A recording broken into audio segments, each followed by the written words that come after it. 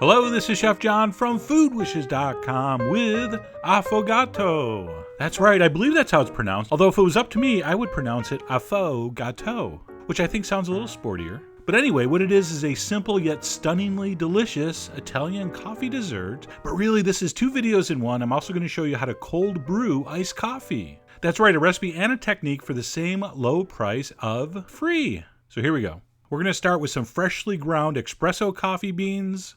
Just like you're going to make coffee, except we're not going to brew this with hot boiling water. We're going to do it in cold water. All right, so I'm going to take a measuring cup.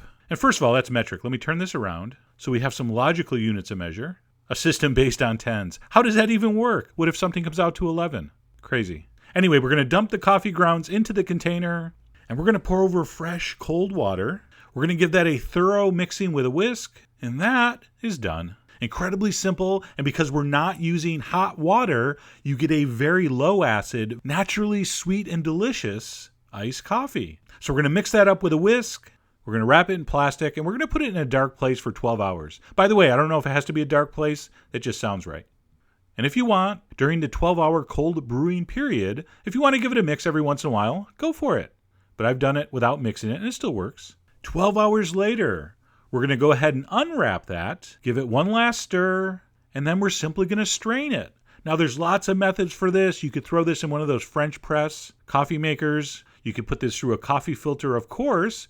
But here's a nice, easy trick that works great. I'm just going to take a funnel, and I'm going to line it with a damp, high-quality paper towel. Now, this does not work with those see-through, really cheap discount brands. I'm using the brand that has the guy in the mustache on it. I don't know if he's a florist or a lumberjack or something. But anyway, you got to use something high quality, otherwise it'll just tear.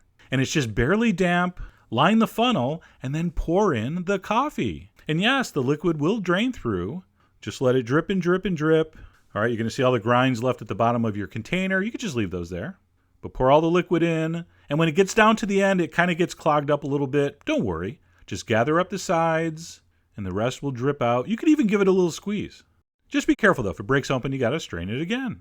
And once all that coffee is strained out, you have what's basically a cold brewed iced coffee concentrate. And then to make iced coffee, very simple. It's 1 part this coffee concentrate with 1 part regular water, over ice, of course. And because everything's nice and cold, there's no melting ice cubes. I'm going to put a little splash of milk in mine.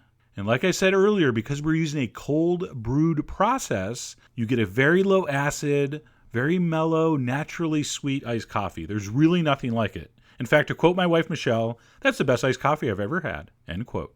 Okay, so it's really delicious, but that's not why we made it. I made it to make Affogatos. So in a cappuccino cup, I'm going to put a couple scoops of vanilla bean ice cream. You could also use vanilla gelato, which I think would be even more culturally correct. And then we're simply going to pour over our iced coffee concentrate. Do not thin it out with water. We want to use it straight. All right, traditionally this dish is made with hot espresso poured over, but I really like this method better. The ice cream doesn't melt as fast. I also love the way this coffee concentrate kind of freezes over the top of the ice cream. It looks awesome. I'm going to finish that with shaved dark chocolate, and that is a thing of beauty. And like so many Italian desserts, just really simple, super refreshing. It tastes rich, yet it's not really filling. Just a really beautiful way to end any meal.